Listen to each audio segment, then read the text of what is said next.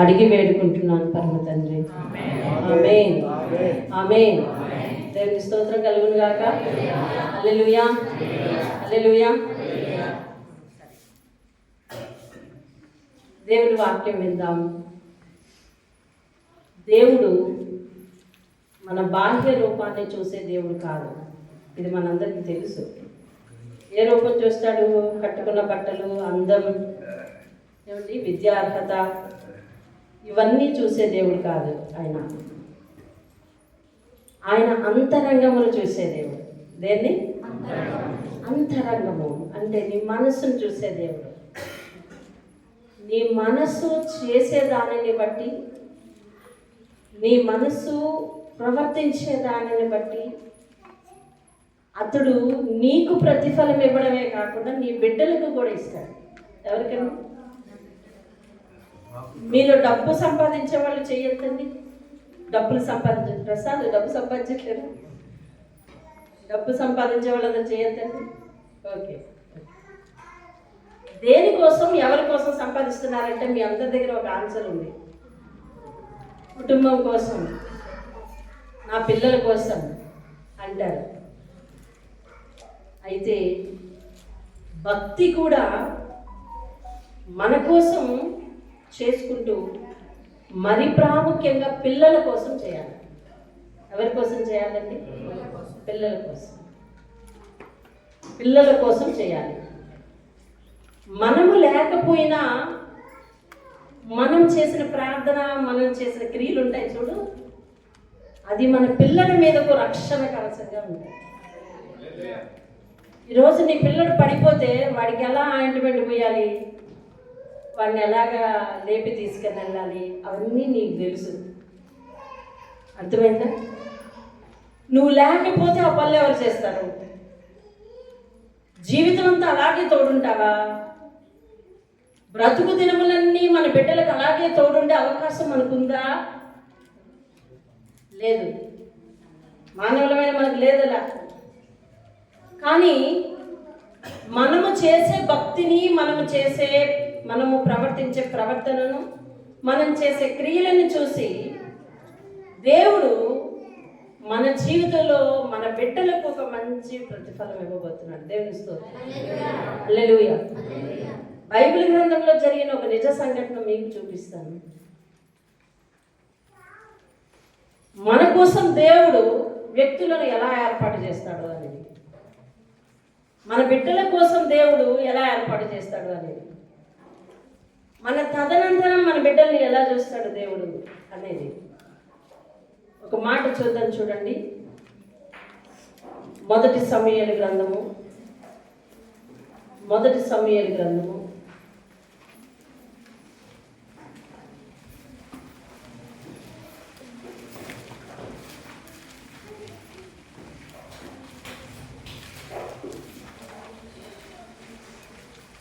తీసారండి.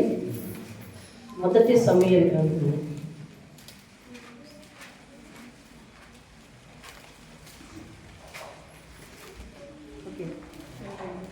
చివరికి రండి. 18 వచనము. ఇందులో అధ్యాయాలు ఎన్ని ఉన్నాయి? 20వ అధ్యాయానికి రండి ఒకసారి. 20వ అధ్యాయం చివరికి వచ్చేద్దాం. చూడండి, 42వ వచనాన్ని నేను చదువుతున్నాను. అంతటా యోనాతాను, యెహోవా నీకును నాకును మధ్యను, నీ సంతతికిని నా సంతతికిని మధ్యను ఎన్నటెన్నటికీ సాక్షిగా ఉండునుగాక.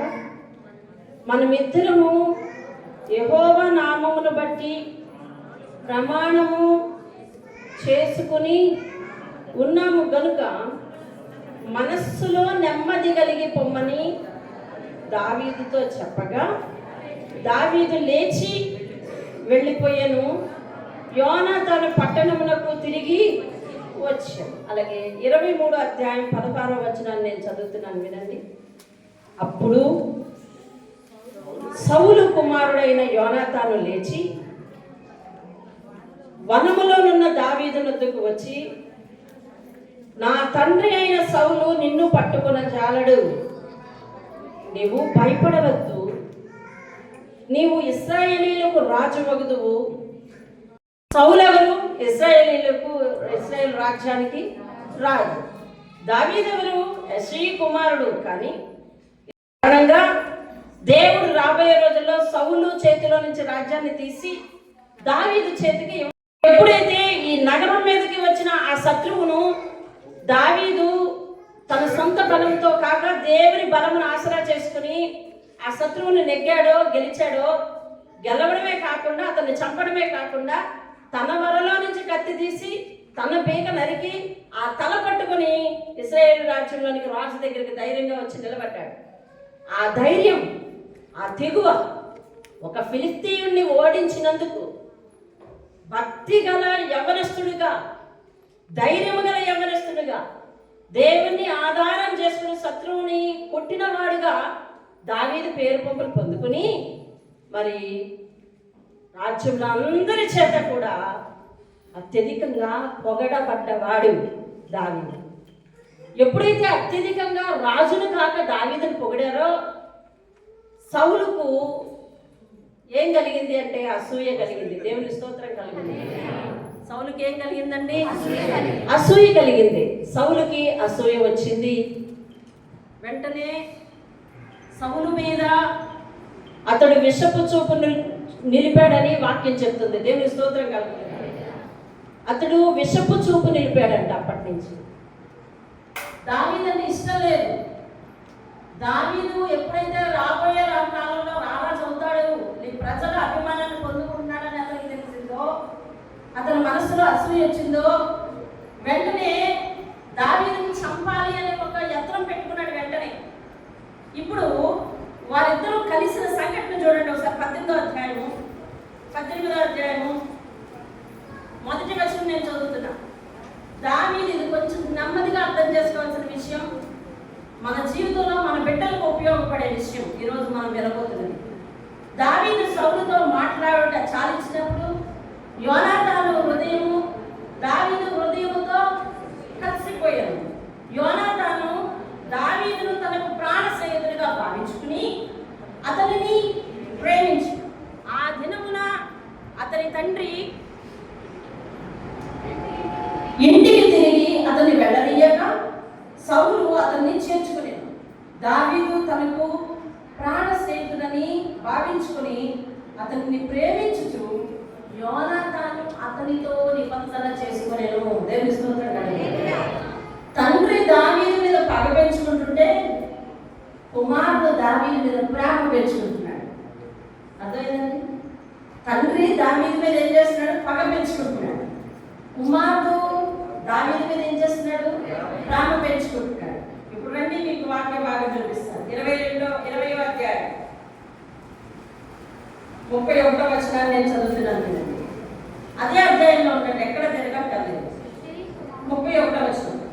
యెష్షయి కుమారుడు అన్న దావీదు భూమి మీద బ్రతుకున్నంత కాలం నీకైనాను నీ రాజ్యంలోకైనాను స్థిరత కలగదు కదా.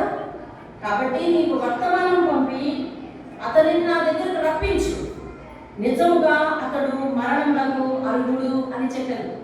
ఈ మాటలు ఎవరు చెప్పారంటే సౌలు చెప్పాడు. ఎవరితో? కుమారుడితో.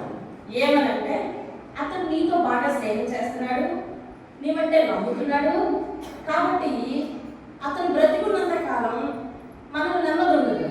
ముఖ్యంగా నాకు నెమ్మది ఉండదు.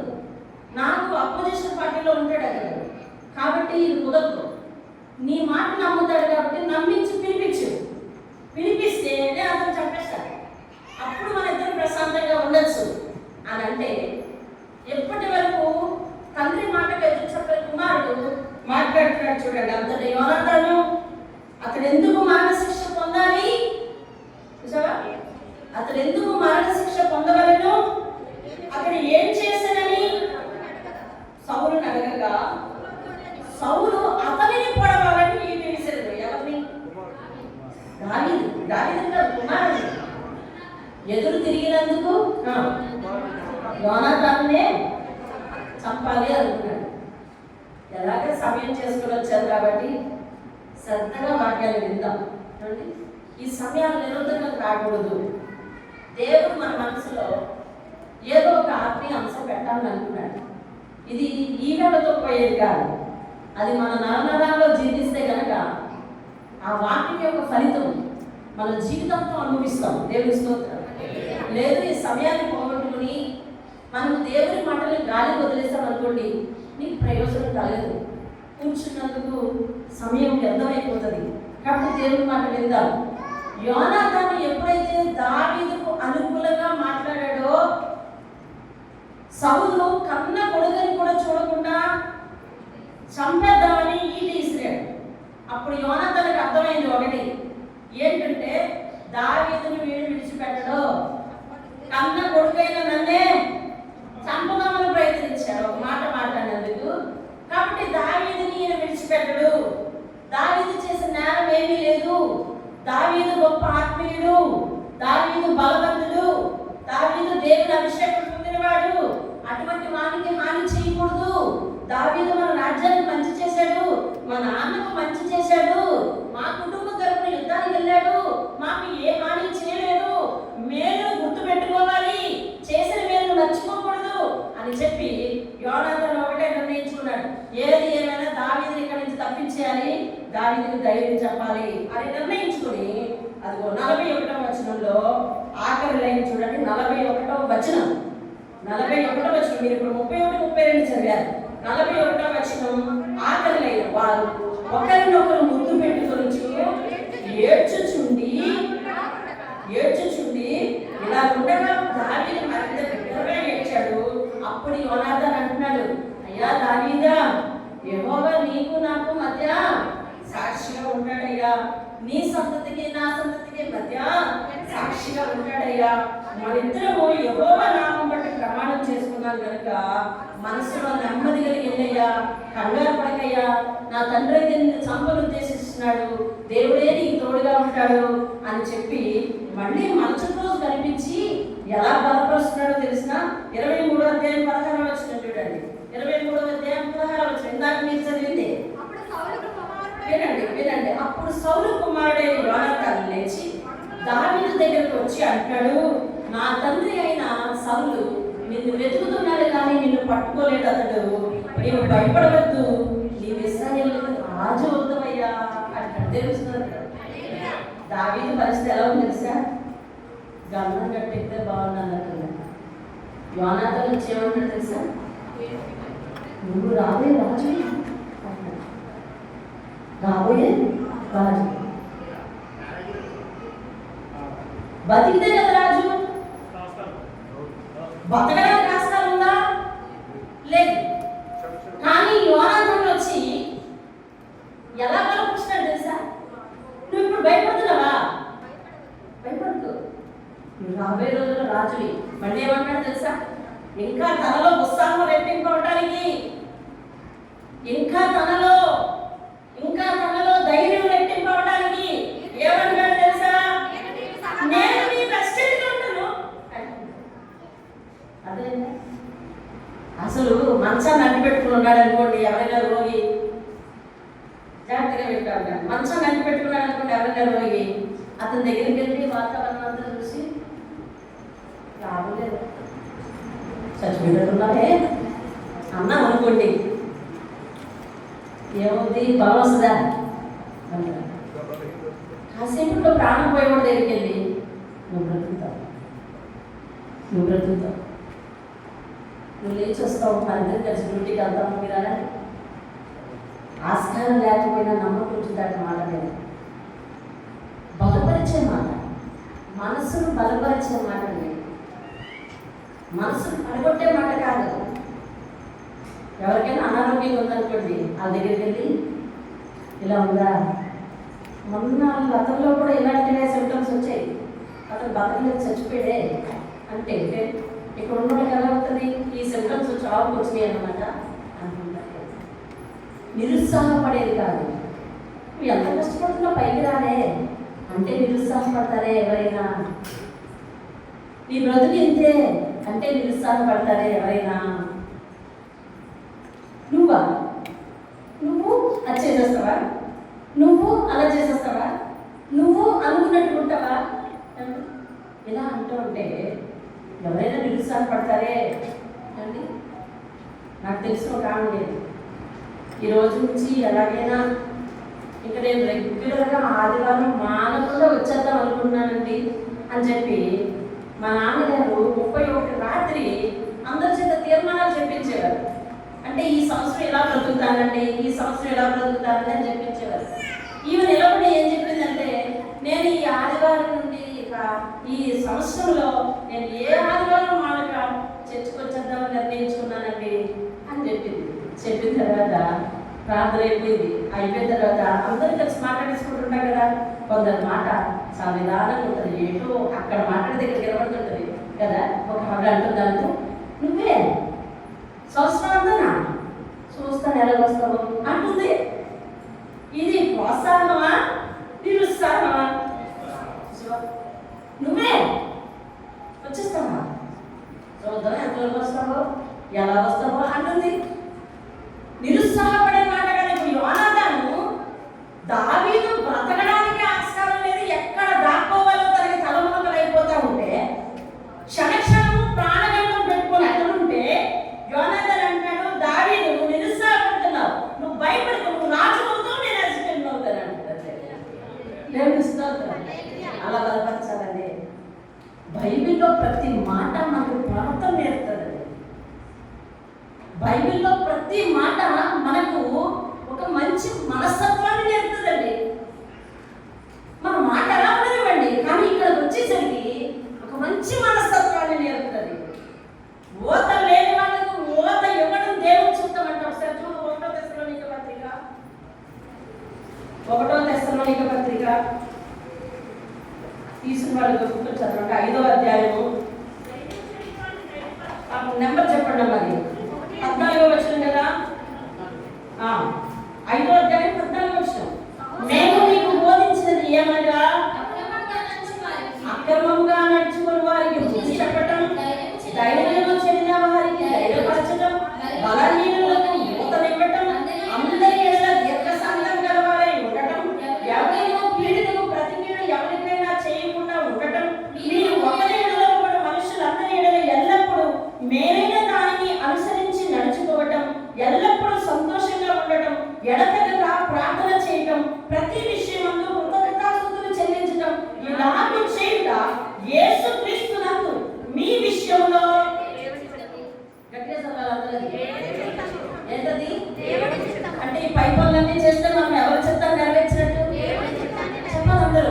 ఈ పై పనులన్నీ చేస్తే ఎవరి చిత్తాన్ని నెరవేర్చినట్టు? ఎవరైనా ధైర్యం చనిపోతుంటే, ఎవరైనా విశ్వాసంలో మిగిలిపోతుంటే వారు ఒకసారి అన్ని జ్ఞాపకం చేసి విశ్వాసంలో బలంగా ఉండమని, ధైర్యంగా ఉండమని, ఓడిపోవద్దని, ప్రయత్నించమని, ఇంకా ప్రయత్నించు, నువ్వు ప్రయోజనంలో అవుతావు అని చెప్పడం కానీ, బలపరచడం కానీ, దీర్ఘశాంతం కలిగి ఉండడం కానీ, తొందరగా అవతల వాళ్ళ విషయంలో పొరపాటు వచ్చిందని చెప్పి కోపడుకోకుండా దీర్ఘశాంతం కలిగి ఉండడం కానీ, మనుషులందరి ఒకరిలో ఒకరు సంతోషంగా ఉండడం కానీ, ఇవన్నీ కూడా చేయగలిగే ఆలోచనలు ఉండండి. ఇప్పుడు యోనాతాను ఏం చేస్తున్నాడంటే దేవుని చిత్తాన్ని నెరవేరుస్తున్నాడు. దేవుని స్తోత్రం కలుగుతాడు. దావీదు అంటాడు, నేను ఎక్కడ దాక్కోలేదా, మీ నాన్నకు నేనేం చేశాను నాయన, ఎక్కడ దాక్కోవాలి నేను అంటే, నువ్వు ఎక్కడికైనా దాక్కో కానీ నువ్వు మాత్రం భయపడక దావీదు ధైర్యుడు. మా నాన్న నిన్ను పట్టుకోవాలని ప్రయత్నిస్తాడు కానీ నిన్ను ఎట్టి పరిస్థితిలో చెప్పండి, ఎట్టి పరిస్థితిలో పట్టుకోలేడు. నువ్వు రాజు అవుతావు, నేను నీకు అసిస్టెంట్ అవుతా, సహకారం అవుతా అని చెప్తున్నాడు. ఇది వారిద్దరి మధ్య సేమ్.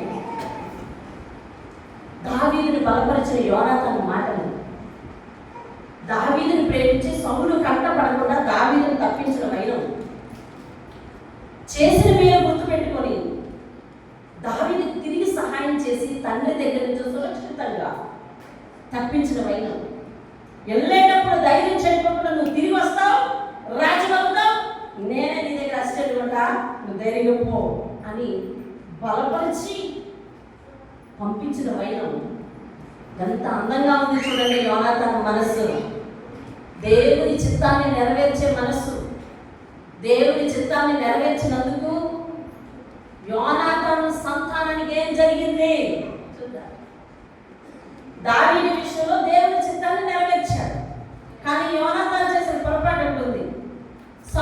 అనుసరించి ఎలా వధ చేయమంటే అలా వధ చేసుకుంటూ వెళ్ళాడు. అందువల్ల యోనాతాను కూడా చనిపోయాడు.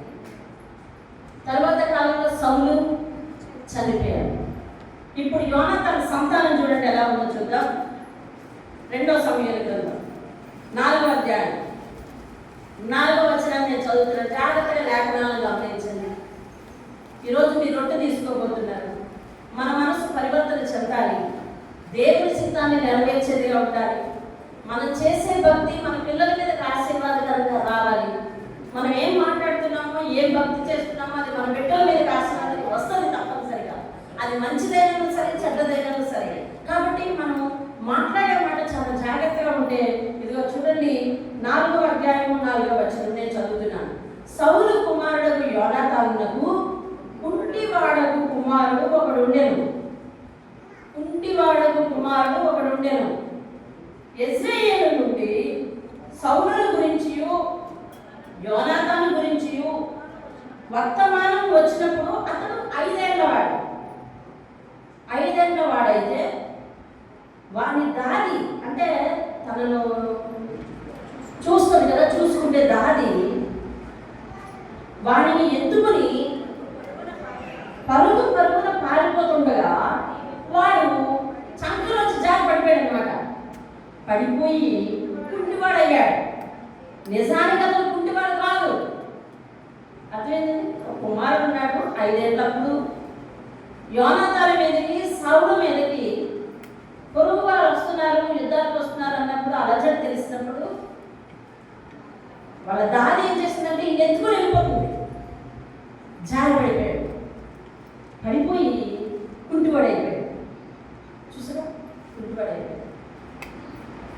ఇప్పుడు తను ఎవరు చూస్తారు? ఇక ఏమండి, యోనాతానుకు దావీదుకు స్నేహం అయినప్పుడు అతడు మంచి యవ్వనస్తుడు. దావీదు అంటే ఇంచుమించు 16, 17 సంవత్సరాల వయసు వాడు. గొలియాతును చంపినప్పుడు ఆయన వయసు. ఏమండి, యోనాతాను మాట విని సౌలు దగ్గర నుంచి పారిపోయినప్పుడు ఆయన వయసు. దావీదు రాజు అయ్యేసరికి ఆయన 30 ఏళ్ళు ఆయన వయసు. ఎంతంటే ఆయన వయసు 30 ఏళ్ళు. మీకు వాక్యం దొరికితే ఇప్పుడే చూపిస్తాను. దావీదు రాజు అయినప్పుడు 5వ అధ్యాయం 4వ వచనం చూడు. దావీదు 30 ఏళ్ల వాడై చాలు ఏలన ఆరంభించి అంటే పరిపాలన ప్రారంభించాడు. ఎన్ని సంవత్సరాలు వచ్చినాయి కూడా అతనికి? 30 సంవత్సరాలు. ఇంచుమించు ఏ వయసులో యోనాతాను తనకి స్నేహం చేశాడు? 15 సంవత్సరాల వయసులో అనుకుందాం, అంచనాగా అనుకుందాం. ఏ వయసులో యోనాతాను దావీదుకు మేలు చేశాడు? 15 సంవత్సరాల వయసులో. జాగ్రత్తగా విను. ఏ వయసులో యోనాతాను దావీదు విడిపోయి దూరంగా వెళ్ళిపోయారు? 15 సంవత్సరాల వయసులో అనుకో. ఇప్పుడు ఎన్ని సంవత్సరాలు అతనికి? 30 సంవత్సరాలు. అంటే ఇంచుమించు 15 సంవత్సరాల తర్వాత దావీదు యోనాతాను చేసిన మంచి పనిని గుర్తులో పెట్టుకొని ఏం చేస్తున్నాడో చూడు. 9వ అధ్యాయం 2 సమూయేలు 9వ అధ్యాయం మొదటి వచనం నేను చదువుతున్నాను. యోనాతానును బట్టి నేను ఉపకారం చూపుటకు సౌలు కుటుంబంలో ఎవరైనా కలడా అని దావీదు అడిగెను. ఇప్పుడు రాజైన తర్వాత యోనాతాను నాకు మేలు చేశాడు, తిరిగి అతనికి నేను మేలు చేస్తాను. కాబట్టి సౌలు కుటుంబంలో ఎవరైనా ఉన్నారా అంటే అక్కడ ఉన్న వాళ్ళు చెప్తున్నారు, నాయనా ఎవరో ఉండడం ఏంటి, యోనాతాను కొడుకే ఉన్నాడు బాబు, అతడు అడిగివాడు, అతను ఇలా పరిగెట్టి వాళ్ళ అమ్మ గాలి తీసుకెళ్తున్నప్పుడు జారి పడిపోయాడు, కుంటుడైపోయాడయ్యా, ఆధారం లేకుండా ఉన్నాడయ్యా. అవునా? అయితే నేను యోనాతానును బట్టి అతని కుమారుడిని నేను విడిచిపెట్టుకున్నాను, తీసుకురండి, నేను ఆదరిస్తాను, ఆదుకుంటానని చెప్పి పిలిపించానండి. అతని పేరేం పేరు చూడండి. ఎక్కడుందా పేరు? 9వ అధ్యాయం చూడండి, 6వ వచనంలో ఉంది చూడండి. అదేనా? 6వ వచనం. సౌలు కుమారుడైన యోనాతానుకు పుట్టిన మెఫీబోషెతు దావీదు వద్దకు వచ్చి సాగిలపడి నమస్కారం చేయగా అతను తీసుకొచ్చారండి. మెఫీబోషెతు అనే యువకుడిని తీసుకొచ్చారు. అతను కుంటివాడు. అతను అతను తీసుకొచ్చాడు దావీదు ఎదురుకి. తీసుకొస్తే దావీదు అంటున్నాడు, మెఫీబోషెతు అని అతన్ని పిలిచినప్పుడు అతడు చిత్తము నీ దాసుడైన నేనున్నాను నేను. అందుకు దావీదు, నీవు భయపడవద్దు, నీ తండ్రి అయిన యోనాతాను నిమిత్తము నిజముగా నేను నీకు ఉపకారము చూపి నీ పితరుడైన సౌలు భూమి అంతయు నీకు మరలా ఇప్పిస్తాను. మరియు నీవు సదాకాలము నా బల్ల దగ్గరే భోజనము చేయుదువు అని సెలవీయగా అతడు నమస్కరించి అన్నాడు, చచ్చిన కుక్క వంటి జీవితమయ్యా, నా ఎడల నీవు దయ చూపుటకు నీ దాసునకు నేను ఎంతటి వాడును అన్నాడు. దేవుని స్తోత్రం కలుగునుగాక. హల్లెలూయా. నిజముగా మెఫీబోషెతు జీవితాన్ని ఎవ్వరూ ఉద్ధరించలేదు. అతను అవిటివాడు కనుక అతని పోషణ కష్టం, అతని బ్రతుకు కష్టం. కొంతమంది జీవితాలు ఎంత బ్రతుకు కష్టపడి ఇస్తున్నారో తెలుసా అండి? బ్రతకలేక, చావలేక. బ్రతకలేకపోతున్నారు. బ్రతుకుందామని అనిపిస్తుంది కానీ బ్రతకలేకపోతున్నారు. వింటున్నావా వాక్యం? బ్రతికుందాం అనిపిస్తుంది కానీ బ్రతకలేకపోతున్నారు చాలా మంది. చచ్చిపోదాం అనిపిస్తుంది కానీ వెనకాల బాధ్యతలు గుర్తొచ్చి నేను చచ్చిపోతే నా వెనకాల పిల్లలు ఆడలేకపోతారని చావలేకపోతున్నారు. బ్రతకలేకపోతున్నారు, గెలవలేకపోతున్నారు. చావలేకపోతున్నారు, గెలవలేకపోతున్నారు. ఎలాగ బ్రతికి ఏడుస్తున్నారంటే కొంతమంది జీవితాలండి అలాంటి బ్రతుకులండి. దేవునికి స్తోత్రం కాదు. నేను ఒక విషయం మీకు గతంలో చెప్పాను. నా ఊళ్ళో సేవ చేస్తున్నప్పుడు ఒక వ్యక్తి తన భార్యను శుభ్రంగా చెదగొట్టేస్తూ ఉంటాడు, తాగొస్తూ ఉంటాడు. మరి వేరు వేరు పరిస్థితుల మధ్య వాళ్ళు ఉన్నారు.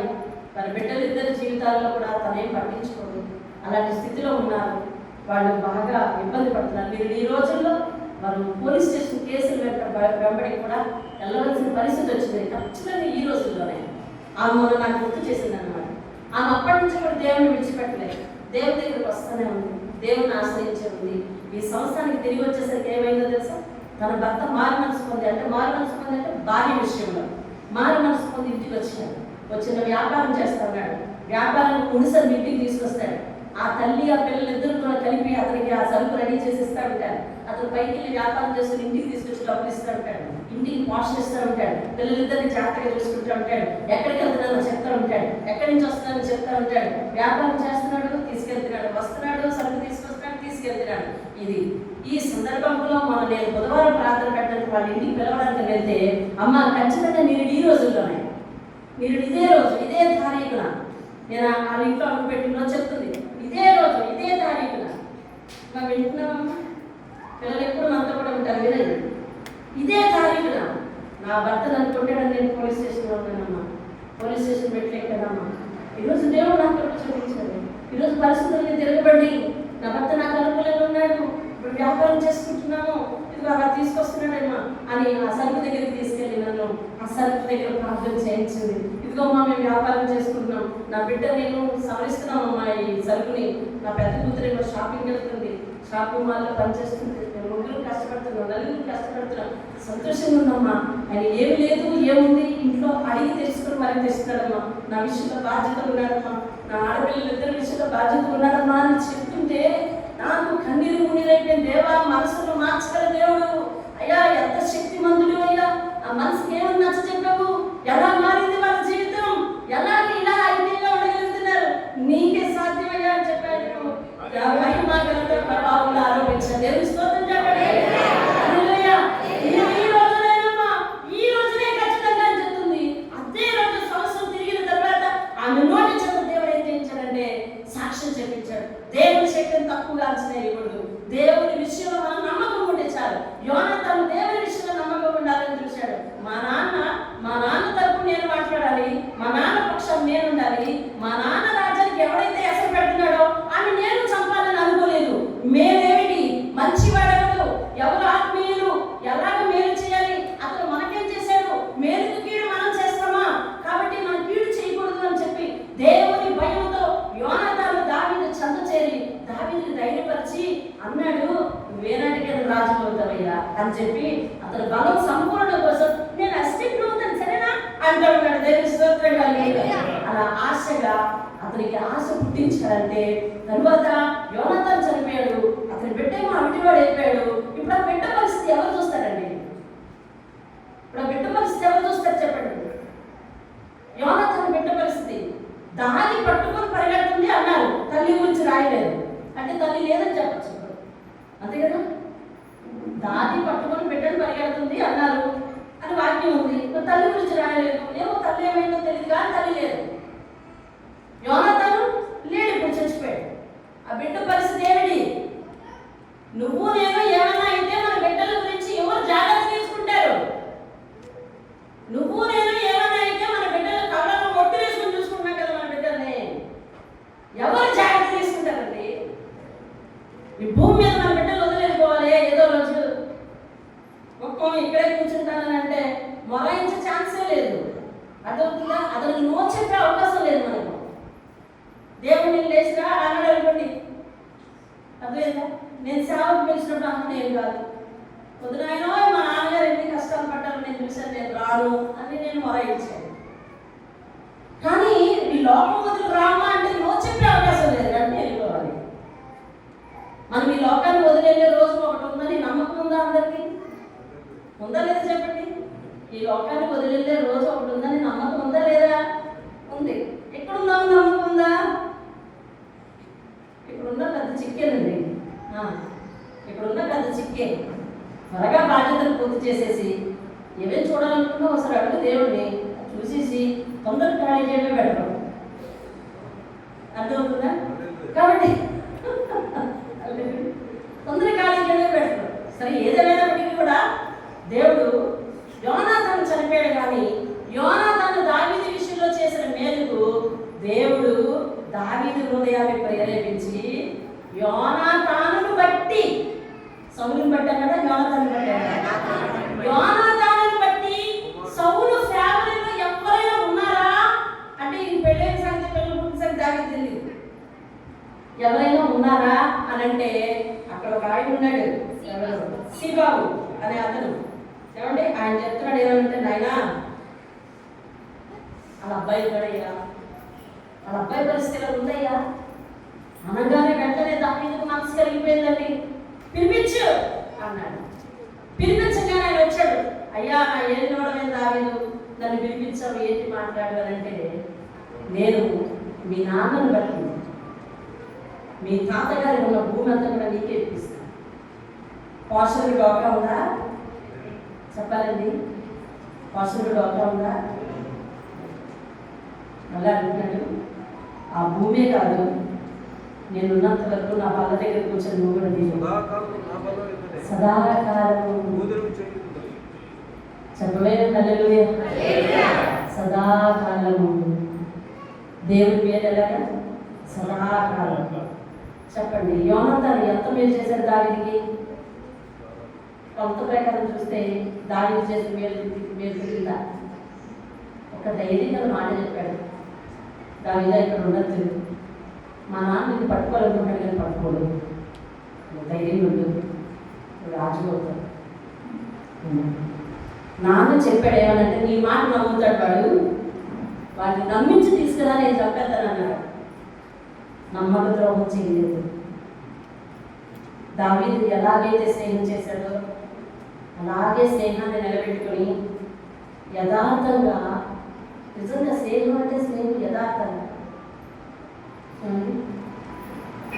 ఎదర ఒకలాగా, దావీదు దగ్గర ఒకలాగా, సౌలు దగ్గర ఒకలాగా ఆయన నటించలేదు. తిరగబడి అడిగాడు, ఏ అతను చేసిన నష్టం ఏంటి నీకు? అతను ఎందుకు మరణానికి పాత్రుడు అని అడిగాడు. అర్థమైంది కదా ఇప్పుడు దావీదు పక్షాన వహిస్తున్నాడని. అయితే నేను చంపేస్తానని విసిరేశాడు. అది తగిలితే ఎవరంతాను? కానీ నేను దావీదుకు సహాయం చేస్తున్నానని తెలిస్తే నన్ను ఖచ్చితంగా చంపుతాడని తెలిసి కూడా, మరణానికి తెగించి కూడా అతడు ఏదైతే మనసులో నిజంగా ప్రేమించాడో, మనుషుల ప్రేమ వాతావరణం మారితే మారిపోతుంది. కాస్త మొప్పేస్తుంది అనుకోండి, ప్రేమ మారిపోదు. ఇప్పుడు ప్రేమ వేడివేడిగా ఉంటుంది, ఎండాకాలం కదా, కాస్త మొప్పేస్తుంది అనుకోండి, ప్రేమ చల్లారిపోతుంది, చల్లగా అయిపోతుంది. అర్థమైందండి? కొందరి ప్రేమ ఎదురుకుండా ఒకలాగా వెనక ఒకలాగా ప్రేమ ఉంది. కొందరి ప్రేమ అలా ఉండదు. యోనాతాను ప్రేమ వంటి ప్రేమ చూపిస్తే నీ బిడ్డల మీదకి క్షేమం.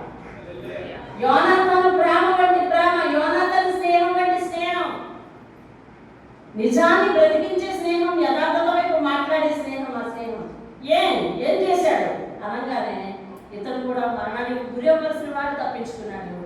వెంటనే దావీదు దగ్గరికి వెళ్ళి బలపరిచాడు. కొద్ది దినముల తర్వాత, కొద్ది దినములు అంటే ఎన్ని సంవత్సరాలండి? ఇంచుమించు మనం లెక్కేశారు కదా, ఇంచుమించు 15 సంవత్సరాల తర్వాత తన బిడ్డడి జీవితంలో ఏ వ్యక్తికి అయితే మేలు చేశాడో అదే వ్యక్తి తిరిగి వచ్చి అతని కుమారుడికి మేలు చేస్తాడు. దేవుని స్తోత్రం కలుగును. అసలు సిసరైన సహాయం అందవలసిన సమయం అండి. యోనాతాను బ్రతికుంటే తన కుమారుడికి అంత మేలు చేయలేమేమో. కానీ ఇప్పుడు రాజు ఏం చేస్తాడు తెలుసా? తండ్రి లేని లోటు తెలియకుండా, పేదరికం అనే లోటు తెలియకుండా, నేను అవిటి వాడిని నేను ఎలా బ్రతుకుతాను అనే బ్రతుకు మీద ఆవేదన లేకుండా దావీదు జీవిత భరోసా ఇచ్చాడండి, ఆహారపు భరోసా ఇచ్చాడండి, రక్షణకు భరోసా ఇచ్చాడండి. ఇచ్చి నువ్వు సదాకాలం నాతోనే ఉండి నా బల్ల మీదే కూర్చుని నువ్వు నీ తండ్రి ఆస్తంతా, నీ తాతగారి ఆస్తంతా కూడా నేను నీకు వచ్చేటట్లు చేస్తాను అని చెప్పి మరి రాజు దావీదు అతనికి భరోసా ఇచ్చాడు. దేవుని స్తోత్రం కలుగుతుంది. రైట్, వినండి.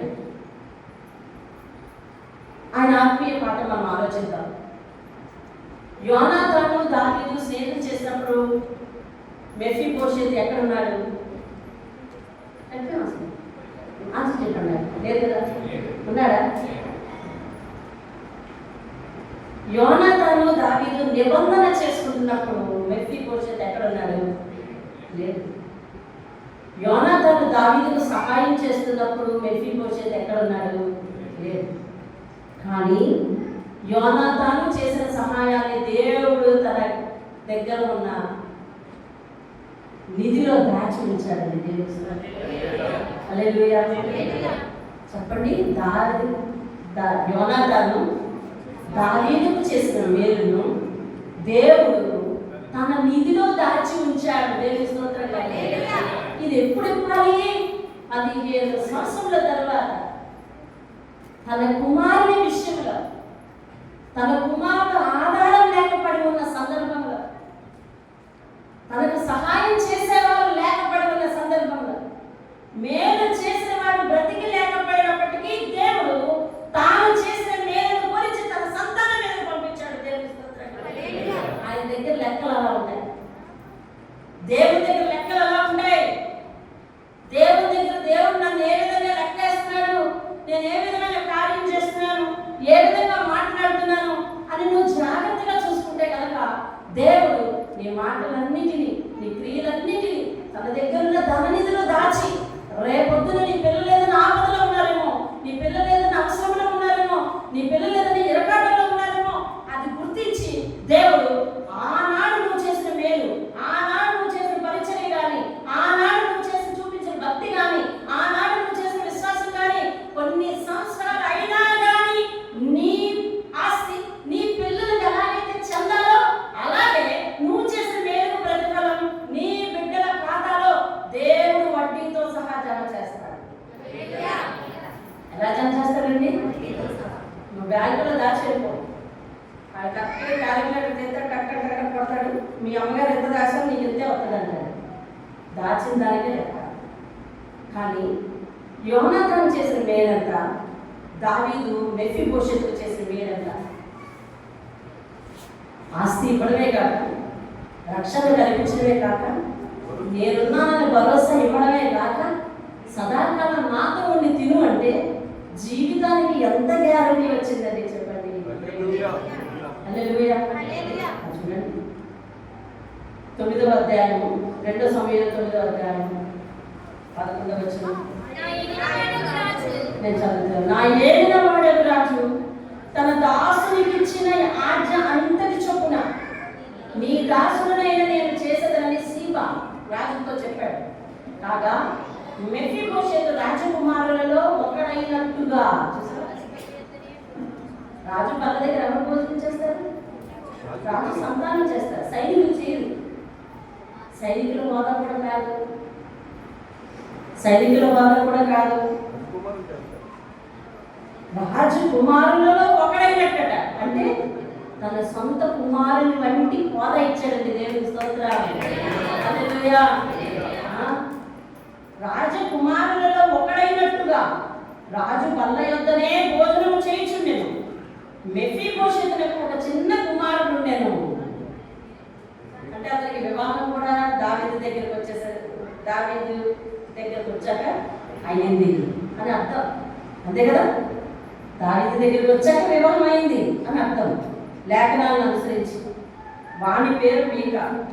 మరియు సేబా ఇంటిలో కాపురం ఉన్న వారందరూ మెఫీబోషెతులకు దాసులుగా ఉండి దేవుని స్తోత్రం కలిగిన. అసలు సేబా అనేవాడు ఎవరికి దాసుడు? దావీదుకు దాసుడు. దావీదుకు దాసుడు ఎవరికి దాసుడుగా ఉన్నాడు? ఇప్పుడు మెఫీబోషెతు దాసుడు. అసలు మెఫీబోషెతు ఎవరు? సేబా దాసుడుగా ఉండవలసిన వాడా? కాదు. సేబా తీసుకొచ్చి భిక్ష పెట్టాడు, అంతేనా? అర్థం చేసుకుంటున్నారు? అర్థమైన వారు చేయి చూపించింది. సేబా అడ్రస్ చెప్పాడు, అయ్యా యోనాతాను పెట్టాడు, కాదు లేవయ్యా అతను తీసుకొస్తాను అని అంటే, అది తీసుకురా. అప్పుడు నేను పని చేస్తే నువ్వు వచ్చావు అంటున్నాడా? ఇప్పుడు దావీదు ఎలా ఆర్డర్ వేస్తే అలా శివ మెఫీబోషెతు తన కుటుంబానికి కూడా దాసులుగా ఉన్నాడండి దేవుని స్తోత్రం. అలాగే వాడి పేరు. మరియు శివ ఇంటిలో కాపురం ఉన్న వారందరూ కూడా, సేవ ఒకటే కాదు, సేవ ఇంటి వారందరూ కూడా మెఫీబోషెతునకు దాసులుగా ఉండి, మెఫీబోషెతు యెరూషలేములో కాపురం ఉండి సదాకాలము రాజు బల్ల దగ్గరే భోజనం చేయించుండెను. అతని కాళ్ళు రెండును ఉంది. తనకు పెళ్ళై వేరే కుమారుడు ఉన్నప్పుడు, వేరే సంసారం వచ్చినప్పుడు ఇంకెందుకు బల్ల దగ్గర? అవునా? నువ్వు ఇంటి వాడు వేయలేదు, ఇంకెందుకు బల్ల దగ్గర? చేసిన నిబంధనలు మీరిపోలేదు, ఇచ్చిన మాటలు మీరిపోలేదు, ఆడిన మాటలు తప్పలేదు. సదాకాలం నా బల్ల దగ్గర ఉండు అంటే సదాకాలం ఆ బల్ల దగ్గర ఉన్నాడు. ఇంకా దావీదుకి ఎవరైతే వంగి నమస్కారం చేస్తారో వాళ్ళందరూ మెఫీబోషెతుకి నమస్కారం చేస్తారు. ఎందుకంటే రాజు యొక్క ట్రీటింగ్ అలా ఉంది. ఎలాగంటే రాజకుమారుడిగా చూసుకున్నాడు దేవుని స్తోత్రం కలుగునగా. యోనాతాను ప్రాణ స్నేహితుడిగా చేసుకున్నాడంట దావీదుని. దావీదు ఇప్పుడు తన కుమారుడిని కుమారుడిగా చేసుకున్నాడు దేవుని స్తోత్రం. చేసిన మేలుకు దేవుడు ప్రతిఫలము మన సంతానం మీదకి ఇస్తాడు. మనము మన సంతానంతో ఎన్నడూ కూడా సుదీర్ఘ ప్రయాణం చేయలేము. ఏదో ఒక రోజు ఆ ప్రయాణం కట్ అవుతుంది. వాళ్ళు స్వతంత్రంగా జీవించవలసిన పరిస్థితి వస్తుంది. వారు దేవుని మీద ఆధారం మనం నేర్పాలి. మన కుటుంబానికి, మన సంతానానికి దేవుడు మేలు చేయాలి అంటే దేవుడి దగ్గర ఇప్పటి నుంచే మన మేలు దాచుకోవాలి. మన క్రియల వల్ల మేలు దాచుకోవాలి. మన క్రియల వల్ల ప్రతిఫలమైన దగ్గర దాచుకోవాలి. మన నోటి మాట వల్ల ప్రతిఫలమైన దగ్గర దాచుకోవాలి. మనం చేసే నిర్ణయాలు చొప్పున దేవుని దగ్గర ప్రతిఫలం దాచుకోవాలి. మనం చేసే భక్తి చొప్పున నిర్ణయాలు దేవుని దగ్గర ప్రతిఫలం దాచుకోవాలి. రానున్న రోజులు లేకపోయినా దేవుడు ఎప్పుడు ఏ ఆపదలో ఆయన ఆదుకోవాలో అప్పుడు నువ్వు చేసిన మేలుకు బదులు దేవుడు ఖచ్చితంగా వారి మీదకు దీవెనగా ఇస్తాడండి. దేవుని స్తోత్రం కలుగును. హల్లెలూయా. నేను చేస్తున్నావా సంతానాన్ని దృష్టిలో పెట్టుకొని, భక్తి చేస్తున్నావా సంతానాన్ని దృష్టిలో పెట్టుకొని, భవిష్యత్తును దృష్టిలో పెట్టుకొని భక్తి చేస్తున్నావా, భవిష్యత్తును దృష్టిలో పెట్టుకొని మాట్లాడుతున్నావా, భవిష్యత్తును దృష్టిలో పెట్టుకొని మన పిల్లల మీదకి ఎలాంటి దీవెన వచ్చేస్తుందో, ఎలాంటి ప్రతిఫలం వచ్చేస్తుందో, నేను ఏం మాట్లాడేస్తున్నాను, ఏం చేస్తున్నాను, అమ్మో వీటి మాటలు పెడుతూ వీటి క్రియలు పెడుతున్న పిల్లల మీదకి వస్తానేమో అని భయభక్తులు కలిగి ఉండి జాగ్రత్తగా. అయితే ఏంటి చంపేస్తానంటావు? నేను తీసుకొచ్చి చంపుతావా నువ్వు? నేను నీకు తీసుకొస్తాను, అది నేను తప్పు చేశానని చెప్పి నన్ను చంపిస్తే పర్లేదని నేను ఆయన తీసుకురానని చెప్పి ఎదురు తిరిగి ఆయన నిలబడ్డందుకు దావీదు అంటే అభిషక్తుడు మరి క్షేమంగా వెళ్ళిపోయాడు. తర్వాత కాలంలో రాజయ్యాడు. 15 సంవత్సరాల తర్వాత దేవుని స్తోత్రం. మీకు అర్థమైందా ఒక మాట? పరిశుద్ధాత్మ చెప్పమంటున్నాడు ఒక మాట ఆలోచించి. ఈరోజు నువ్వేదో ఒకరు మేలు చేశావు అనుకోండి, నీ కష్టార్జితంతో ఎవరికైనా సహాయపడ్డావు అనుకోండి, ఫలితం ఈరోజు ఆశించుకోవు. ఫలితం ఈరోజు ఆశించద్దు, అది దేవుడి ఖాతాలో ఉంది. అది తెలిసి ఎప్పుడు ఇవ్వాలి, ఏ సమయంలో రిలీజ్ చేయాలని తెలుసు, ఏ సమయంలో పంపించాలని తెలుసు. ఈ లోపల నీకు ఏదైనా నష్టం వచ్చింది, అదే నేను మొన్న వాళ్ళ మీద అంత కనికరం చూపించాను, దేవుడు నాకు ఇలా చేశాడు అని అనుకోలేదు. రైట్ టైం ఉంది దేవుడు నీకు మీరు పంపిస్తాడు. నీకు ఇవ్వలేదు అనుకోండి, బిడ్డలు జాగ్రత్తగా వేసేస్తాను. నీకు అవసరం లేకపోవచ్చు, నీకు ఆయన తోడు ఉన్నాడు. బిడ్డల్ని బట్టి ప్రార్థన పనులు అయితే దేవుడు సంపాదించుకుంటూ చాలు. దావీదు అదే అడిగాడు, ప్రభువా నాలాగే నా సంతానం కూడా నీ సన్నిధిలో నిత్యం ఉండేటట్టు దీవించగా. నేను నిత్యం నీ సన్నిధిలో ఉంటున్నాను కాబట్టి నా మీద నీ దీవెన ఉంది. నా బిడ్డలు కూడా నిత్యము నీ దీవెన పొందాలి అంటే వారు నీ సన్నిధిలో ఉండాలి. తండ్రిని దీవించేశాడు కదా అని చెప్పి, ఏమిటి తండ్రిని బాగా దీవించేశాడు కదా అని చెప్పి పిల్లలు దేవుడి భక్తి చేయకుండా ఉంటే అవుతుందా? అవ్వదు, అవ్వదు. పిల్లలు కూడా భక్తి చేసేదని నేర్పాలి. నువ్వు సరిగా భక్తి చేస్తే నీ పిల్లలు భక్తి చేస్తారు. ఈరోజు నువ్వు చేసిన భక్తికి ప్రతిఫలం నీ పిల్లల మీదకి వస్తుంది. ఈరోజు నువ్వు చేసిన క్రియలకు ప్రతిఫలం నీ పిల్లల మీదకి వస్తుంది. ఈరోజు నువ్వు చేస్తున్న ప్రతి పరిస్థితికి ప్రతిఫలం నీ పిల్లల మీదకి దీవెన వచ్చేస్తాయి. నా పిల్లలు అది లేక ఇది లేక బాధపడతారేమో అని అనుకోవద్దు. నీ నిర్ణయాలు మంచిదైనప్పుడు, నీ మనసు మంచిదైనప్పుడు, నువ్వు చేసే పని మంచిదైనప్పుడు నువ్వు ధైర్యంగా ఉండొచ్చు. దేవుడు ఏనాటికైనా నా క్రియల మీద నా బిడ్డల మీదకి ఆశీర్వాదంగా రప్పిస్తాడు. నేను ఎదుటి వారి విషయంలో దయ కలిగి ఉన్నాను, నా బిడ్డల విషయంలో దేవుడు దయ చూపిస్తాడు. ఎదుటి వారి విషయంలో నేను గుప్పిలు విప్పుతున్నాను, నా దేవుడు నా విషయంలో నా బిడ్డల విషయంలో గుప్పిలు విప్పుతాడు. ఎదుటి వారి విషయంలో కనికరం చూపిస్తున్నాను, దేవుడు నా విషయంలో కనికరం చూపిస్తాడు, నా బిడ్డల మీద కనికరం చూపిస్తాడు. కీర్తన గ్రంథం 18:25 ఇలా చెప్తుంది, 3 దయగల వారి మీద ఆయన దయ చూపించినట, కఠినంగా ఆయన వినడం చూపిస్తాడట. కఠినంగా మాట్లాడుతున్నావా? కఠినంగా మాటలు ఉన్నాయా? కఠినంగా ప్రవర్తన ఉందా? లేదా దయగలిగి ఉన్నావా? నీ బిడ్డల మీదకి ఆశీర్వాదం వచ్చేస్తుంది. దేవుడి స్తోత్రం. హల్లెలూయా. ఖచ్చితంగా ఉన్నావా? దేవుడు దానికి జీతం వేస్తాడు. యథార్థంగా ఉన్నావా? దేవుడు దానికి జీతం వేస్తాడు. దయ చూపిస్తున్నావా? దేవుడు దానికి జీతం వేస్తాడు. అన్యాయంగా ఎవరి రూపాయలు అబద్ధంటున్నావా? దేవుడు దానికి జీతం వేస్తాడు. ఇచ్చిన సంపాదన నమ్మకంగా ఉంటున్నావా? దేవుడు దానికి జీతం వేస్తాడు. ఆ నాట్యం తప్పక పాటిస్తున్నావా? దేవుడు దానికి జీతం వేస్తాడు. దేవుడు ఏదైతే సంపాదన ఇచ్చాడో అందులో 10వ వంతు తీయడంలో ఖచ్చితంగా ఉంటున్నావా? ఇది నీదయ్యా, నువ్వు ఆయుష్ ఇవ్వబడ్డగా నేను బ్రతుకుతున్నాను అని చెప్పి ఖచ్చితంగా ఉంటావా? ఆ ఖచ్చితత్వంలో వచ్చి దేవుడు నీకు బహుగా దీవించి ఆ బహుమానం యొక్క ప్రతిఫలం అంతా కూడా నీ బిడ్డల మీదకి రాణిస్తాడు. దేవుడి స్తోత్రం కలుగుతుంది. హల్లెలూయా. మా నాన్న సంపాదన రూపాయి, మా నాన్న సంపాదన రూపాయి. నేను మీ అందరికీ ఎన్నోసార్లు చెప్పాను, మా నాన్న సంపాదన రూపాయి. మా ఇంట్లో అప్పటికి ఉదయం భోజనం లేకపోయినా, మధ్యాహ్నం రోజు భోజనం లేకపోయినా మా నాన్న ఈ రూపాయే సరిపోదు కదా అని ఏనాడో ఆలోచించలేదు. ఈరోజు బలిపేట దగ్గర నిలబడి నా తండ్రి కోసం నేను ఎంత గర్వంగా ఎందుకు చెప్పగలుగుతున్నాను తెలుసా? ఆ రూపాయిలోనే, అది పక్కనే కిరాణా కొట్టు, పక్కన ఆడకొట్టులోనే, ఇంట్లోనే ఒక షాపు ఈ అద్దెకి తీసుకుని మిషన్ పెట్టుకున్నారు. అదేమి పరీక్ష తెలియదండి. దేవుడు అందులోనికి ఆయన వచ్చిన తర్వాత చాలా రకాలైన పరీక్షలు ఎదుర్కొన్నాడు. కరెక్ట్గా ఆదివారం శనివారమే భోజనం ఉండేది కాదు. కానీ ఏనాడు కూడా నా తండ్రి స్వతహాగా లేదు, అసలు చర్చే మానలేదండి. నా విదితంలో చర్చి మానలేదు. ఆయన ఏ ఉద్యోగానికి వెళ్ళడు కాబట్టి ఆయన పర్మిషన్ ఉందేమో అంటారు. మీరు ఇంటిలో ఆహారం లేకపోయినా చంటి పిల్లలు పెట్టుకుని మా అమ్మలాగా ఉండదు మా చిన్నపిల్ల, ఇప్పుడు సేవ చేస్తుంది, నెల్లిపుల్లో సేవ చేస్తున్న పిల్ల. అలాంటి పిల్లలు పెట్టుకుని కూడా ఆ అమ్మాయికి మధ్యాహ్నం అయితే లేదా 1 గంట అయితే 2 గంటలు అయితే ఆహారం పెట్టాలనే ఎదురుని కూడా ఇంటిలో ఏమీ లేకపోయినా సంఘానికి నడిచి, అది ఎలాగ తెలిసిన సమయానికంటే ముందు నడిచి ఆ సంఘానికి ఎంతమంది వస్తున్నారో వాళ్ళ ఇళ్ళకెళ్ళి మా నాన్న పిలుచుకొచ్చేవాడండి. మా నాన్న పిలుచుకొచ్చేవాడు. మా అమ్మ చీపురు పట్టుకుని మొత్తం అంతా తుడిచేదండి. మా పెద్ద చెల్లి నేను చేపలు వేసేవాళ్ళండి. పాస్టర్ గారు ఆలస్యం అయితే ప్రారంభ ప్రార్థన మా నాన్న చేసేవాళ్ళండి.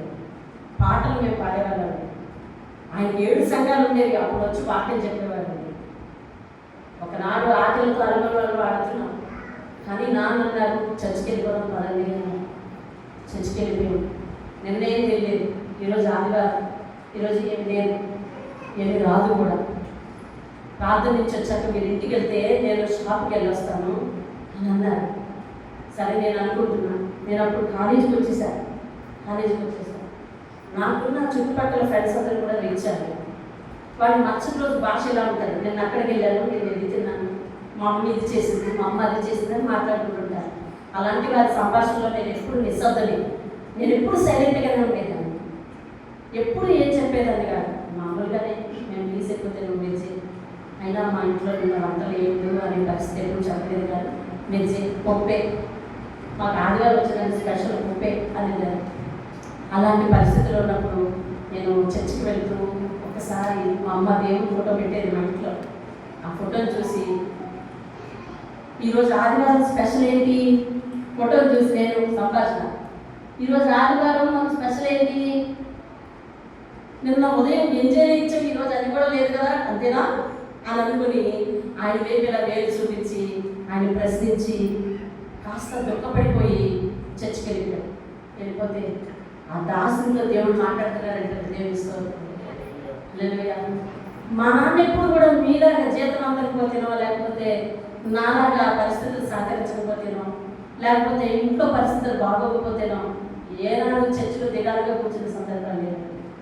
భక్తి చేసే కొత్తలు ఇప్పుడు వయసు పెద్దదైన తర్వాత ఆయన పాపం అయిపోయిన తర్వాత అలాగా కొంచెమైనా అలా ముభావంగా ఉంటాడు తప్ప అలా ఉండేవాడు కాదు. సార్ వెళ్ళి వెంటనే అందరినీ పిలుచుకురావడానికి అందరి ఇంటికి వెళ్ళిపోయాడు. ఇవి మామూలుగానే గుడి చేస్తుంది, నేను మామూలుగానే షాప్లో వేసేస్తున్నాను. ఏమంటే ఆ రోజు పాస్టర్ గారు రాలేదు, మేమే ఆరాధన నడిపించాము. ఆరాధన నడిపించేసరికి కంగారుగా వచ్చాడు ఆయన. వచ్చి వెంటనే మంచిలు తీసిచ్చారు. మా నాన్న లేచిపోయి అందరిలోంచి లేచిపోయి మా నాన్న మంచిలు తీసిచ్చి కొండలోంచి నీళ్ళు తీసేసి చర్చిలో కొండలో నీళ్ళు పెడతారు అండి, ఆ నీళ్లు తీసిచ్చి తాగమన్నారు. ఆ తర్వాత ఆయన ప్రార్థనలో ఉండి వెంటనే వాక్యం చెప్పాడు. ఆ వాక్యం చెప్పిన తర్వాత మేము ప్రార్థన చేయించుకొని మొట్టమొదటి వెళ్ళిపోతున్నాం. ఎందుకంటే మా నాన్న వెస్ట్ ఎక్కాలి. మా నాన్న వెస్ట్ ఎక్కితే ఏదైనా కుట్టడానికి వస్తే అప్పుడు వెంటనే మా ఇంటికి తీసుకురావాలి. అందుకని మా నాన్న ముందే లెఫ్ట్ అయిపోతా ఉన్నారు. ఒకసారి మా అమ్మని వెనకాతలు రమ్మనేవారు, ఇవన్నీ మట్ట పెట్టుకొని వెనకాతలరా అని చెప్పేవారు. మమ్మల్ని ఆయన ముందే వెళ్ళిపోతున్నాడు. ముందే వెళ్ళిపోతే జయరాజ్ గారు ఒకసారి ఆగండి, ప్రార్థన అందరికీ ప్రార్థన చేసేవారు, మీరు కూడా ఉండండి అన్నారు. మా బాధ ఇంకేం తెలుసు అని చెప్పి ఆయన కూడా ఉన్నాడు. అందరికీ ప్రార్థన చేశాడు. ప్రార్థన చేసిన తర్వాత జయరాజ్ గారు ఎదుటి ఈ లోపల మా అమ్మ కానుకలన్నీ బ్యాగ్లో వేసేసేది. ప్రతి స్త్రీ కూడా తన పిడికిల్లో నుంచి అన్నం ముద్దలో నుంచి పిడికిలో నుంచి ఆయన పద్ధతి అది మాకు. ఆ పిడికిల్లో నుంచి ప్రతి స్త్రీ చర్చికి తీసుకొచ్చేది. అవన్నీ కలిపి బ్యాగ్లో వేసేసారు. ఎవరో తొలిగుట్లు ఏవో ఇచ్చారంట, అవి 6 7 ఉన్నాయండి, అవి వేసేసారండి. డబ్బులు ఏవో ఉన్నాయండి, కానుకలు మొత్తం బ్యాగ్లో వేసేసారు. వేసేసిన తర్వాత జయరాజ్ గారికి పట్టుకెళ్ళండి అని చెప్తున్నాడు.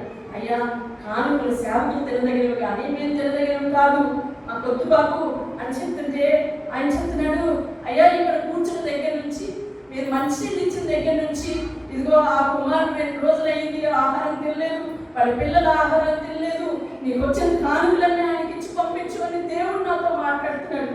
నన్ను కుదిపేస్తున్నాడు. ఆ కానుకలన్నీ మీకు ఇవ్వమని కుదిపేస్తున్నాడు. అవి తీసుకెళ్ళండి, మీరు తీసుకెళ్ళాలంటే దేవుడి దగ్గర నేను నేరస్తులు ఉంటాను, తీసుకెళ్ళిపోండి అని చెబితే మా నాన్న చాలా మొరాయించారు. కానీ దేవుని మాట, అయ్యా నేను ఎవరికి కానుకలు ఇవ్వను, అలాంటిది నా మనసును ఆయన ప్రేరేపించాడు, కానుకలు ఇవ్వని ప్రేరేపించాడు. నాకు ఉన్న 7 సంఘాల్లో అత్యధికంగా కానుకలు వచ్చే సంఘం ఇదే. అయినా కానీ నేను ఈ కానుకలు మీకు ఇవ్వని దేవుడు చెప్పాడు కాబట్టి ఇస్తున్నాను అయ్యా అని చెప్తే ఆ కానుకలు మేము ఇంటికి తీసుకొచ్చి మా అమ్మ వెంటనే వంట చేసింది. గుడ్లు కూర ఉండిందండి. దేవుడికి స్తోత్రం. చేసిన మేలుకు చేసిన పరిచర్యకు దేవుడు జీతం కలిగిస్తాడు. ఎలాగా అంటే అది మేము అనుభవిస్తామండి. దేవుడిస్తాం. ఆ రోజు దేవుడు సేవకులతో మాట్లాడేసి ఆ రోజు గుడ్లు కూర నుంచి అంతవరకే కాదు దేవుడు శక్తి. ఈ రోజు నేను కొలిసినా తరగనిది, కమ్మినా తరగనిది, తీసినా తరగనిది, అంత ఆస్తి దాసనని మీరు అనుకుంటారేమో. కాదు, నెల దేవుడు మేము కాచిన కమ్మీకి ప్రతిఫలము మా బిడ్డల జీవితంలో మా జీవితంలో ఇస్తుంటే దేవుడు నానాగా ఆకలి కలిగిన అనేక మందికి పెట్టడు. ఏ మాత్రం సంకోచం లేకుండా సరే నేనున్నాను అనే పరిస్థితిని నాకు ఇచ్చాడని ఈరోజు దేవుని స్తోత్రం. ఒక పూట తింటే 3 పూటల కోసం వెతుకునే జీవితం నాది. దాన్ని దేవుడు ఎలా చేశాడో తెలుసా? ఎన్ని సంవత్సరాల తర్వాత ఇంచుమించు నాకు 13 సంవత్సరాల వయసు, 20 సంవత్సరాలకి ఉద్యోగం వచ్చిందంటే ఎన్ని సంవత్సరాల తర్వాత? ఎప్పటికీ లెక్కేస్తే ఎన్ని సంవత్సరాల తర్వాత ఈ స్థితి ఇచ్చింది? ఆయన సేవకులుగా మార్చుకొని ఈ స్థితి ఇచ్చింది ఎన్ని సంవత్సరాల తర్వాత? ఎన్ని సంవత్సరాల క్రితం ఆయన అలా చేసినాడు? ఎన్ని సంవత్సరాల క్రితం మీకు అది కూడా చెప్పాను. మా నాన్న పని చేస్తున్నప్పుడు కూడా ఎవరైనా ఆకలిగా ఉంటారంటే వాళ్ళకి ఒక కుటుంబాన్ని ఇంచుమించు 3 నెలలు 6 నెలలోనండి, లేదా సంవత్సరం ఎంతోనండి, మన అమ్మ చెప్పింది సంవత్సరం అనుకుంటా, సంవత్సరము ఆయన పేరుని క్యారేజ్ కట్టించుకుని ఆ కుటుంబం భార్య భర్తను పోషించాడండి. సాయంత్రం వచ్చి ఇంటికి అన్నం తినేవాడు, పగలంతా కష్టం తినేవాడు. ఆయన చేసింది ఎప్పుడు? నేను 3వ తరగతి చదువుతున్నప్పుడు. ఇప్పుడు మేము అనుభవిస్తున్నాం వాటన్నిటిని. ఎన్ని సంవత్సరాల తర్వాత దేవుడి లెక్కకు తప్పుండదు. దేవుడు లెక్కల్లో మిస్ అవ్వడు. దేవుడు అంచనా వేయడంలో మిస్ అవ్వడు. దేవుడు కొలిసేవడంలో మిస్ అవ్వడండి. నా తల్లి గురించి ఈరోజు నేను చెప్పగలుగుతున్నాను. ఇదిగో ఎంత లేకపోయినా ఒక్క గ్లాసు బియ్యం అప్పు చేసి తీసుకొచ్చిన, ఆ అప్పుకు నేనే వెళ్ళేదాన్ని, దానికి నేనే సాక్ష్యం. ఎదురు గుమ్మాల దగ్గర నిలబడి మా అమ్మ గ్లాసు బియ్యం ఇవ్వాలంటే ఈరోజు అన్నం వండుకోవడానికి అడిగిన బ్రతుకునాలి. ఆడు కాసేపు పనిలో ఉండి ఆ తర్వాత నాకు ఇస్తే ఇంటికి తీసుకొచ్చేదని మా అమ్మ అప్పు చేసిన దాంట్లో గ్లాసుల బియ్యంలో కూడా ప్రార్థన చేసి ఒక పిడికలు తీసేదండి. ఈరోజు మీకు బస్తాలు మీ ఇంట్లో నిలబడుతున్నా దేవుడు ఒక పిడికలు తీసి ఇవ్వాలనే జ్ఞానమో లేకపోతే ఆ యొక్క ఆత్మీయత మీలో డెవలప్ అవ్వాలంటే చాలా కష్టం. కొన్ని సంవత్సరాల నుంచి నా సాక్ష్యం ఎదురు చెప్తున్నాను. అందుకే ఈరోజు మేము పిడికిలు కాదు, గుప్పిళ్ళతో కాదు, చాటలతో కలిసి ఇవ్వగలిగిన స్తోమత దేవుడు నాకు ఇచ్చాడని దేవుని స్తోత్రం. ఏం దాచుకోవాలని ప్రయత్నించడం లేదు, ఏం చేయగలం. మొన్న కూడా చెప్పాను. ఆయన మన రాత్రి ఒక సంఘటన గురించి, అదే నేను అనుకున్నాను కదా, నేను ఏర్పాటు చేసుకుంటున్నాను కదా, ఏంటి నాకు ఎలాగైతే బాధపడుతుంటే మనం బాధపడవలసిన దాని గురించి కాదయ్యా. ఎవరికి ఇవ్వాలి, ఎవరి కుటుంబాన్ని సాగాలి అది చూడు, ఆ దాని గురించి చూడు, సేవ చేయడం గురించి చూడు, సేవను అభివృద్ధి చేయడానికి చూడు, లేదా ప్రతి ఇంటికి ప్రార్థన చేయడానికి చూద్దాం. ఇంకో శివ లెగిసే వరకు కూడా ఇద్దరు పట్టుదల కలిగి సమయాన్ని కేటాయించి ప్రార్థన చేద్దాం. అది మన బిడ్డల మీద ప్రతిఫలం, వీటి గురించి ఆలోచించడం అని మన ఆలోచన విధానాన్ని మార్చుకుంటాం. ఎందుకు తెలుసా? మన బిడ్డల మీద, మన సంఘం మీద దీన్ని రావాలని దేవుడు ఇస్తాం. హల్లెలూయా. దేవుడు అన్యాయస్తులు అనుకుంటున్నావా? దేవుడు మాట తప్పడానికి ఇలా మనిషి అనుకుంటున్నావా? కాదు. ఆయన దగ్గర లెక్కలు తప్పనుకుంటున్నావా? ఆయన చదువుకోలేదు అనుకుంటున్నావా? ఆయన జ్ఞానములకు మితి లేదు. ఆయన జ్ఞానములకు మితి లేదు. ఈరోజు నువ్వు ఏది చేస్తావో దానికి తిరిగి ప్రతిఫలం ఇస్తాడు. అయితే అది చెడ్డ తప్పకుండా చూసుకుంటే మనము మన బిడ్డల విషయాలు, మన బిడ్డలు కూడా ఎంతో ధన్యులని దేవుని స్తోత్రం. హల్లెలూయా. నా బ్రతుకు గురించి నేను చెప్పడానికి ఏ మాత్రం ఎప్పుడు కూడా నేను సిగ్గుపడను. ఎందుకంటే నేనే సిగ్గుపడ్డాననుకోండి, ఎలాంటి జీవితాన్ని ఎలాగ చేశాడో దేవుడు ఆ ఎత్తంతో నీకెట్లా తెలుస్తుంది? ఆయన హస్తం యొక్క గొప్పదనం ఎట్లా తెలుస్తుంది నీకు? ఆయన హస్తం ఎంత గొప్పదో, ఆయన భావం ఎంత గొప్పదో నీకు ఎలా తెలుస్తుంది? నా జీవితంలో దేవుడు చేస్తే మరుగుపరిచేస్తే దేవుని స్తోత్రం. ఈరోజు ఇచ్చిన ఆరోగ్యం కాదు, అదేంటంటే ఇలాంటి ఫ్యాన్ కింద నేను ఉండకూడదు, ఇలాంటి వ్యాసంలో కూడా ఇలాంటి ఫ్యాన్ కింద నేను ఉండకూడదు. నన్ను గుడ్డలతో చుట్టేసి చెవులకి కళ్ళు ఒకటే కనిపించి ఇవన్నీ చుట్టేసి ఉంచాలి. అటువంటి పరిస్థితి నాది. సివియర్ ఆశ్రమ, ఈ మాత్రం గాలి కూడా పడదు. ఇలాంటి మండు వ్యాసంలో కూడా నేను వేడి నీళ్ళే తాగాలి. ఎలాంటి వేడి తెలుసా? టీ వేడితో తాగాలి. నీరున్న ఏ కూరగాయ నేను తినకూడదు. డాక్టర్ చెప్పిన సంగతి. నీరు ఉన్న ఏ కూరగాయ తినకూడదు. చెప్పండి, ఎందులో నీరు లేదు? ఆనపకాయ తినకూడదమ్మా, ఉల్లిపాయ తినకూడదమ్మా, అదలేదా? బీరకాయ తినకూడదమ్మా, వంకాయ తినకూడదు. మరి ఏం తినాలి? తింటే బెండకాయ తిను, లేదంటే కందిపప్పు తిను, ఉల్లిపాయ లేకుండా తిను, ఎల్లుల్లిపాయ లేకుండా తిను, మసాలా లేకుండా తిను, ఆ రెండే తిను, అంతే బ్రతుకుతాం. పచ్చడి చేస్తే అని చెప్పాడు డాక్టర్ నాకు. కానీ నేను ఇప్పుడు అన్నీ తింటున్నాను.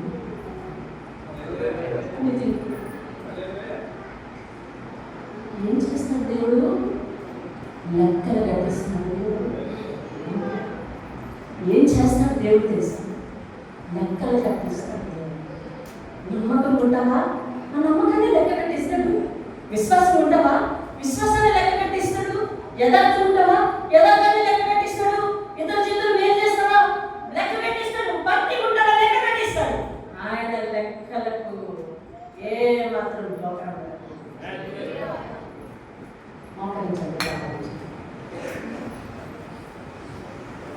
ఆయన లెక్కలకు ఏ మాత్రం లోపం.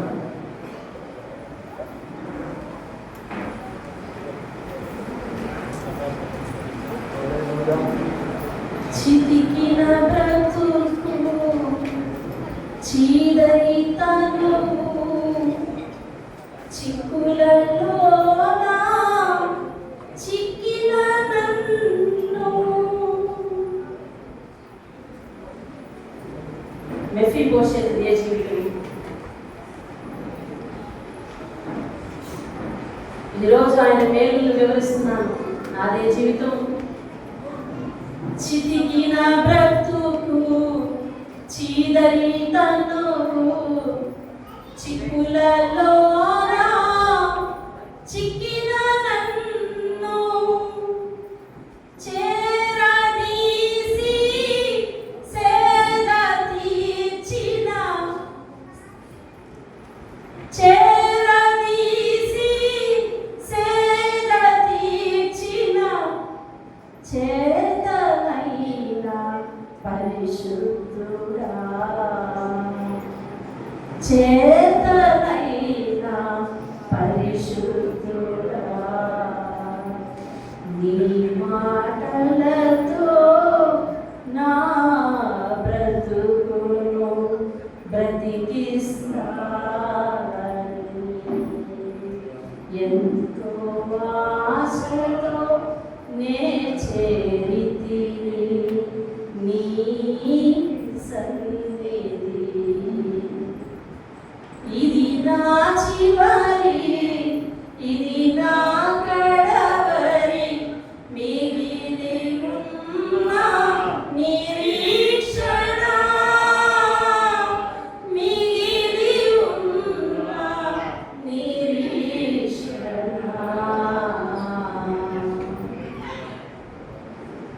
రెండు కాళ్ళు లేకపోతే ఏం చేస్తారండి? చేదరితనము, చితికిన బ్రతుకులండి. చితికిన బ్రతుకు, దేవుణ్ణి నమ్మినందుకు మొత్తం కుటుంబం అంతా వెలివేసిన బ్రతుకు, అందరూ ఉండి దరిచేరని బ్రతుకు, అన్ని ఉండి ఇవ్వని బ్రతుకు,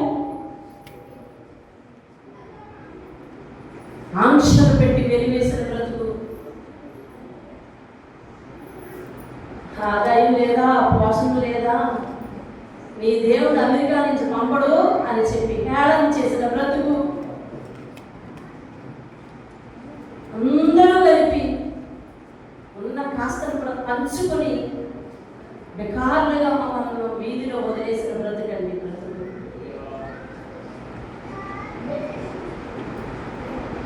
కాస్త ఇల్లు ఉంది కదా అని ధైర్యం పడతా ఉంటే దానికి తాళాలేసి బయటకు తోసేసిన బ్రతుకండి మా బ్రతుకు. ఏమనుకుంటున్నావు దేవుడు అంటే? ఆయన మాటలతో బ్రతికిస్తాడు, ఆయన చేరదీస్తాడు, సేవ తీరుస్తాడు. అయితే నీ క్రియ మంచిగా ఉన్నట్లు చూసుకో, నీ క్రియ మంచిగా ఉన్నట్లు చూసుకో, నీ నిర్ణయాలు మంచిగా ఉన్నట్లు చూసుకో. రొట్టె తీసుకోబోతున్నావు, ఇతరుల విషయంలో నీ మనసు ఎలా ఉండేది? నిరాశ ఉన్న వారి విషయంలో మనసు ఎలా ఉంది? నీకెవరి మీద నా మనసు బాగోపోతే పగ కక్ష ఉంటే దాంతోనే ఇప్పుడు మళ్ళీ రొట్టె తీసుకుంటావా? వారి కష్టంలో ఉన్నప్పుడు కానీ, నష్టంలో ఉన్నప్పుడు కానీ, ఓటంలో ఉన్నప్పుడు కానీ యోనాతాను చెప్పినట్టు నువ్వు బాగుపడతావు, నువ్వు పైకి వస్తావు, నేను నీ చెత్తనే ఉంటాను ధైర్యం ఇవ్వగలరా? నువ్వు చూస్తావు దేవుడు చేసిన మేలని ధైర్యం ఇవ్వగలరా? నువ్వు బ్రతుకుతావు, భక్తికి పట్టగడతావు ధైర్యం ఇవ్వగలరా? నీ మాట ఎవరికి పనికి వస్తుంది? నీ జీవితానికి పనికి వస్తుంది అసలు? కొందరి మాట ఎవరి జీవితానికి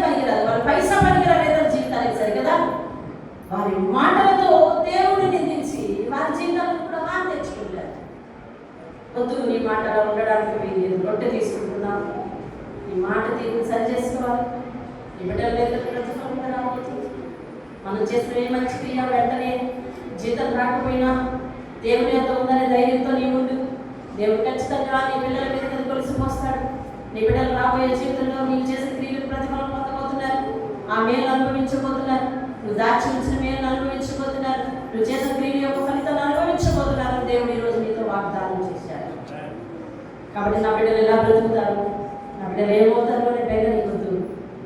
నీ క్రియ మంచిది, నీ నిర్ణయాలు మంచిది, నీ చెయ్యి మంచిదైతే, నీ పెదవులు చేసే ప్రార్థన మంచిదైతే, నువ్వు ఇచ్చే సలహాలు మంచివైతే, నువ్వు ఇతరుల విషయంలో చేసే నిర్ణయాలు మంచివైతే, ఇతరుల కొరకు మాట్లాడుకునే మాటలు మంచివైతే, దేవుని బిడ్డల విషయంలో సేమ్ కొలతై కాకుండా వడ్డీ వేసి మరీ దేవుని ఆశీర్వాదం వెంటనే కనిపించు. ఆపదల్లో ఆదుకుంటుంది. దీవెన వెంటనే కనిపించు. మనం దీన స్థితిలో ఉన్నప్పుడు మనకు తోడుగా ఉంటుంది. అది దేవుని సంఘానికి చెప్పిన మాట. ప్రార్థిస్తాం. మహాగరుడు వేస్తాం. ఈ మాటలు వారి జీవితంలో దాచుకొని హృదయం అనే పలక మీద రాసుకొని నేను చేసే ప్రతి జాగ్రత్తగా చేయాలి.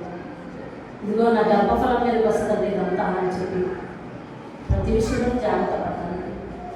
అలాంటి మనసును సిద్ధపరచుకొని ఇదివరకు మేము చేసిన పొరపాట్లు ఇతరుల విషయంలో ఏమన్నా దోషములు, చెడు నిర్ణయాలు, చెడు మాటలు ఇటువంటివి ఏమన్నా ఉంటే, మంచికి ఎదురు చెడుగా మాట్లాడుతూ ఉంటే వాటన్నిటిని క్షమించి రొట్టె తీసుకుంటున్నాం. మా అందరికీ అర్హత కలగజేసి నామాన్ని మనం తెచ్చుకుంటాం. ఎవరు అయోగ్యంగా తీసుకుంటారో వారు క్రీస్తు శరీరంలో బట్టి రక్తంలో బట్టి అపరాధం అవుతారని మీరు చెప్పారు. అలా మేము తిరిగి అపరాధం కాకుండా నాటి నుండి మా బ్రతుకులు సరిచేసుకొని, మా మనసును సరిచేసుకొని దైవ చిత్తము చొప్పున నడవడానికి సహాయం చేయండి. ఇదిగో ధైర్యం చెట్టు వారిని ధైర్యపరచండి. బలహీనలకు పోతనివ్వండి. ఎల్లప్పుడూ సంతోషంగా ఉండి ఒకరినొకరు ప్రేమించుకుండి దీర్ఘశాంతం వహించి ఒకరి ఏళ్ళ ఒకరు దీర్ఘ ప్రార్థనలు చేయండి. ఇదే కదా దేవుడు ఏర్పాటు చేసిన చిత్తమని మీరు సాధించారు. ఈ చిత్తం చెప్పు జీవించడానికి సహాయం చేయండి. రొట్టె తీసుకునే లోపల వారు చేసుకునే వ్యక్తిగత ఒప్పందం నీతో, అది వారి జీవితంలో గొప్పగా దీవెనకరంగా ఉండడానికి సహాయం చేయండి. యేసునామములో వేడుకుంటున్నాను తండ్రి. ఆమేన్. ఆమేన్. అలాగే ఉండి వ్యక్తిగత ప్రార్థన చేసుకోండి. రొట్టె మీ దగ్గరకు వచ్చేస్తుంది.